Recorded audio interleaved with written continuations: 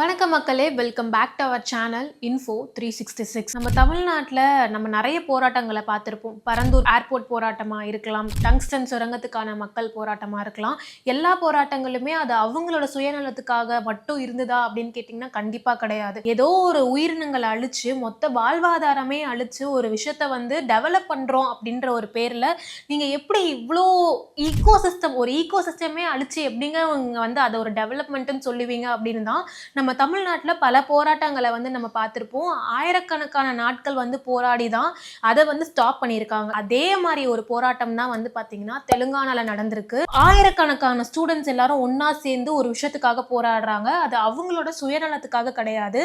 அங்கே அவங்களோட வாழ்வாதாரமே நம்ம வந்து அமேசான் காடை வந்து நம்ம உலகத்தோட லங், அங்கேருந்து தான் வந்து தூய்மையான காட்சி வந்து நம்மளுக்கு கிடைக்குது அப்படின்னு ரொம்ப பெருமையாக சொல்லிக்கிறோம். ஆனால் அதே மாதிரி தெலுங்கானாவோட லங் அப்படின்னு சொல்லக்கூடிய 400 ஏக்கர்ல இருக்கக்கூடிய கஞ்சா கச்சிபவுலி அப்படின்னு சொல்லக்கூடிய 400 ஏக்கர் காடை வந்து அழிச்சு ஐடி பார்க் கட்ட போறேன்னு வந்து அந்த கவர்மெண்ட் வந்து முடிவெடுத்திருக்காங்க.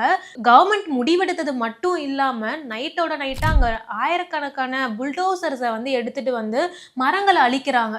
இதெல்லாம் பார்த்துட்டு எப்படிங்க சும்மா இருக்க முடியும் அப்படின்னு ஆயிரக்கணக்கான ஸ்டூடெண்ட்ஸ் ப்ரொட்டஸ்ட் பண்ணப்ப அதில் 50 பேரை அரெஸ்ட் பண்ணி ரொம்பவே மோசமாக அரெஸ்ட் பண்ணியிருக்காங்கன்னு சொல்லலாம். சில பேர்லாம் முடியை பிடிச்சி இழுக்கிறாங்க எங்களை அரெஸ்ட் பண்ணும் போது. ஏகப்பட்ட பேருக்கு அடிபட்டது. அப்படி நாங்கள் போராடிட்டு இருக்கோம், எங்களை வந்து ரொம்ப மோசமாக ட்ரீட் பண்ணி அரெஸ்ட் பண்ணாங்க அப்படின்னு அந்த ஸ்டூடெண்ட்ஸ்லாம் வந்து வீடியோஸ்லாம் பார்க்கும்போது உண்மையாகவே ஏங்க இப்படி பண்ணுறீங்க அப்படின்ற மாதிரி தான் ஒரு ஃபீல் இருந்தது. ஆக்சுவலி எதனால் இந்த ஒரு விஷயம் நடந்தது, அந்த ஸ்டூடெண்ட்ஸோட ப்ரொட்டஸ்ட்டுக்கு பின்னாடி இருக்கக்கூடிய உண்மையான காரணங்கள் என்ன, இப்ப அந்த வனப்பகுதியோட நிலைமை என்னவா இருக்கு அப்படின்றதெல்லாம் இந்த வீடியோல டீடைல்டா பார்க்கலாம். இது இன்ஃபோ 366. நான் சொன்ன மாதிரி சோஷியல் மீடியாவில் நம்ம ரீசெண்ட் டைம்ஸில் வந்து இந்த மாதிரி ஒரு நிலைமை உருவாக்குறீங்க அப்படின்னா இந்த நிலைமையும் ஃபேஸ் பண்ண வந்து ரெடியாக இருந்துக்கோங்க அப்படின்னு சில போஸ்ட்டை வந்து பார்த்துருப்போம். அதுக்கப்புறம் யூனிவர்சிட்டி ஆஃப் தெலுங்கானா ஆயிரக்கணக்கான ஸ்டூடெண்ட்ஸ் வந்து ப்ரொட்டஸ்ட் பண்ணுறாங்க. அதில் வந்து நிறைய பேர் அரெஸ்ட் பண்ணியிருக்காங்க. எதுக்காக இவங்க ப்ரொட்டஸ்ட் பண்ணுறாங்க அப்படின்ற மாதிரிலாம் நிறைய பேர் வந்து நிறைய கொஷின்ஸ் இருந்திருக்கும். ஆக்சுவலி வந்து பார்த்தீங்கன்னா தெலுங்கானாவில் ஹைதராபாத்தில் வந்து பார்த்தீங்கன்னா கஞ்சா கச்சிபவுலி அப்படின்னு சொல்லக்கூடிய 400 ஏக்கரில் ஒரு காடு இருக்குங்க. அங்க கிட்டத்தட்ட நூற்றுக்கணக்கான ஸ்பீஷியஸ் வந்து உயிர் வாழ்ந்துட்டு இருக்கு. ஆரம்பத்துல வந்து இந்த கஞ்சா அப்படின்ற வேர்டோட மீனிங்கே புறம்போக்கு அப்படின்றது தான். நம்ம வந்து சொல்லுவோம் இல்லையா, புறம்போக்கு இடம்பா இது அப்படின்னு. அந்த மாதிரி ஒரு நிலமா தான் இருந்திருக்கு அந்த 400 ஏக்கருமே. ஆனா போக போக போக அந்த 400 ஏக்கர்ல ஒரு அழகான காடா மாறி அங்க நூற்றுக்கணக்கான ஸ்பீஷியஸ், மானு, மயில், அப்புறம் சின்ன சின்ன பூச்சில இருந்து பாம்புகள்ல இருந்து பறவைகள் வரைக்கும் அங்க வந்து ஒரு அழகான ஒரு ஈகோ சிஸ்டமே உருவாகி அந்த 400 ஏக்கருமே வந்து ஒரு அழகான காடா மாறி இருக்கு. அந்த காடை அழிச்சு தான் இப்போ வந்து அங்கே ஒரு ஐடி பார்க் கட்ட போகிறோம், நாங்கள் எங்கள் ஸ்டேட்டை வந்து டெவலப் பண்ண போகிறோம் அப்படின்னு அந்த ஸ்டேட்டோட கவர்மெண்ட் வந்து முடிவெடுத்து புல்டோசர்ஸை வச்சு அந்த மரங்களை அழிக்கிறாங்க. இதை பார்த்துட்டு யாராக இருந்தாலுமே சும்மா இருக்க மாட்டோம் அப்படின்றது தான் உண்மை. அது எங்கே நடந்தாலுமே, இது நம்ம ஊரில் நடந்தால் மட்டும்தான் நம்ம வந்து ரைஸ் பண்ணுவோம் வாய்ஸ், அப்படிலாம் கிடையாது. நம்ம ஒரு மரத்தை அழிக்கிறோம் அப்படின்னா அது வந்து நம்மளோட ஃபியூச்சர் வரைக்குமே நம்மளுக்கு பாதிப்பை உண்டாக்கும் அப்படின்றத நம்ம ஒவ்வொரு வருஷமே ஃபேஸ் பண்ணிட்டு இருக்கோம். இப்போ வந்து நிறைய பேர் வந்து கிளைமேட்டிக் கண்டிஷன் சேஞ்ச் ஆகிறது அப்படின்றது புதுசு. இப்போ நேற்று வரைக்கும் வந்து பார்த்தீங்கன்னா சென்னையில் அவ்வளோ ஒரு வெயில், எக்ஸாக்டாக வந்து சம்மர் சீசனே இன்னும் ப்ராப்பராக ஸ்டார்ட் ஆகலை, வெயில் தாங்க முடியல அப்படின்னு சொல்லிட்டு இருக்கும்போது திடீர்னு பார்த்தா காலையில் மழை பெய்யுது. இதெல்லாம் சம்மர் டைமில் இப்படி ஒரு மழை வருமா அப்படின்றதெல்லாம் நம்மள எப்பயாவது ரேரான கண்டிஷன்ஸ் நடக்கக்கூடியது. ஆனால் இப்போலாம் வந்து அடிக்கடிக்கு எப்படி வந்து கிளைமேட் மாறுது அப்படின்றதே கெஸ் பண்ண முடியாத அளவுக்கு ஒரு மோசமான வெதர் கண்டிஷனை நோக்கி தான் நம்ம எல்லாருமே போயிட்டு இருக்கோம்.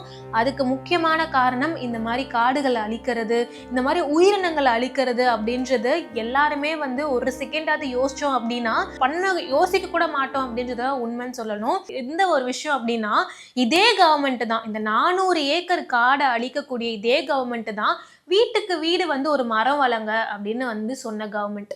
அப்படி சொன்ன கவர்மெண்ட் தான் இப்போ ஆயிரக்கணக்கான லட்சக்கணக்கான மரங்களை அடிச்சு அதே ஸ்டேட்டை வந்து டெவலப் பண்ண போறோம்னு சொல்றாங்க. வீட்டுக்கு ஒரு மரம் வளர்த்தா போதுமாங்க? இப்போ வந்து நிறைய பேர் வந்து சம்மர் டைம்ல இந்த சன்ஷீல்ட்லாம் போட்டு அந்த சிக்னல்ஸ்ல வந்து பாத்தீங்கன்னா அந்த கிரீன் இதெல்லாம் போட்டு வந்து நிழல் கொடுக்குறோம் அப்படின்றாங்க. ஆக்சுவலா இருந்த நிழல் கொடுத்த மரங்களை எல்லாத்தையும் நீங்க அழிச்சு ரோடு போட்டுட்டு அங்க வந்து நாங்க வந்து அந்த கிரீன் உங்க நிழலுக்கு வந்து வெயிலுக்கு வந்து கம்மி பண்றோம் அப்படின்னு சொன்னா எந்த அளவுக்கு ஏத்துக்க முடியும்? இதே மாதிரி பல கேள்விகளோட தான் இது ஒரு புறம்போக்கு இடமா இருந்து காடா மாறி இருக்கு. கவர்மெண்ட் வந்து இந்த இடம் அவங்களதுன்னு சொன்னாலுமே எப்படி இவ்வளோ பெரிய காடு அழிக்க அவங்களுக்கு யாரு பெர்மிஷன் கொடுத்தா? இதுக்காக வந்து என்விரான்மெண்டல் மினிஸ்ட்ரி கிட்ட பெர்மிஷன் வாங்கியிருக்கணுமே, அதை அவங்க வாங்கினாங்களா? இவ்வளோ காடை அழிக்கிறதுக்கு வந்து பார்த்தீங்கன்னா அவங்களுக்கு யார் உரிமை கொடுத்தா? அப்படின்ற மாதிரி ஏகப்பட்ட கொஸ்டின்ஸோட தான் அந்த ஆயிரக்கணக்கான ஸ்டூடெண்ட்ஸ் ஸ்டாஃப்ஸ் எல்லாருமே வந்து போராடினாங்க. இவங்க எல்லாரோட போராட்டமே அவங்களோட ஸ்டேட்டுக்குள்ள மட்டும் இல்லாமல் வெளி உலகத்துக்கு தெரிய ஆரம்பிச்சு பல சப்போர்ட்ஸ் அவங்களுக்கு கிடைக்க கிடைக்க கவர்மெண்ட்லேயுமே அதாவது கோர்ட்லேயுமே வந்து பார்த்தீங்கன்னா ஹைகோர்ட் சுப்ரீம் கோர்ட்னு இந்த கேஸ்லாம் போயிட்டு இருந்தது. இது வந்து என்ன ஆக்ஷன்ஸ் எடுக்கிறோம் நாங்கள் பார்க்குறோம், இது யார் மேலே தப்புன்னு நாங்கள் வந்து பார்க்குறோன்னு சொல்லும் போது தான் இப்போ இந்த ஒரு காடு அழிக்கிறது இந்த 400 ஏக்கர் அந்த கஞ்சா கச்சி பவுலின்னு சொல்லக்கூடிய அந்த காடை அழிக்கிறதுக்கு இடைக்கால தடை போட்டிருக்காங்க நம்மளோட கவர்மெண்ட் அதாவது கோர்ட். இதை அவங்க இடைக்கால தடையாக போட்டது மட்டும் இல்லாமல் பர்மனண்ட்டாகவே இந்த ஒரு விஷயத்த வந்து அவங்க ஸ்டாப் பண்ணும் அப்படின்றது தான் ஒரு ப்ராப்பரான ஆக்ஷனாக இருக்கும்னு நினைக்கிறேன். ஏன்னா வீடு ஒரு மரம் வளர்த்தா போதும்னு சொல்கிற இதே கவர்மெண்ட் வந்து 400 ஏக்கரை அழிக்கும் போது ஏற்றுக்கவே முடியல, நினச்சி கூட பார்க்க முடியல. அங்கே வந்து ஏகப்பட்ட உயிரினங்கள் இருக்குது. ஏன் மனுஷன் மட்டும்தான் உயிரா? அங்கே இருக்கக்கூடிய பறவைகள் விலங்குகள்லாம் உயிராக தெரியல. இதெல்லாம் எங்கே போகும்?